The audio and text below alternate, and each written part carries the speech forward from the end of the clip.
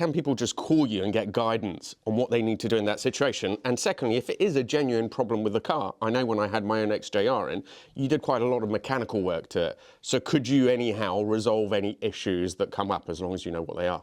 The really short answer is yes to both. Okay. The slightly longer one is yes, welcome to take a phone call, describe the symptoms over the phone.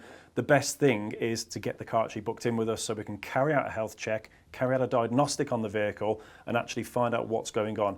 An engine light that's come on or a warning light on the dashboard is not always the end of the world. It could be something quite simple. Recently I had one with a loose connection on the air mass meter. So throwing intermittent faults for the engine, the light coming on, just a loose connection. So it's always best to speak to us, describe what the symptoms are, but get the car booked in with us, let us do a health check, let us find out what the root cause of the issue is and address it from there. And of course, while it's here, pre-remap, let's check the service condition of the car. When was it last serviced? Is it been well maintained? And if required, we can carry out a service there. So you've got a high mileage petrol car, let's make sure the spark plugs are in good condition before we tune the car, of course. And I think that's a really good point Simon's picked up on there. A lot of tuners, you know, they want the job, the car's been presented, let's just crack on and tune it. That isn't actually how we approach it, and it's not how it should be approached. If you have booked your car in for tuning, and the first thing, the guy comes out with a tuning tool and plugs in and starts uploading a map, in my opinion, something's going wrong here.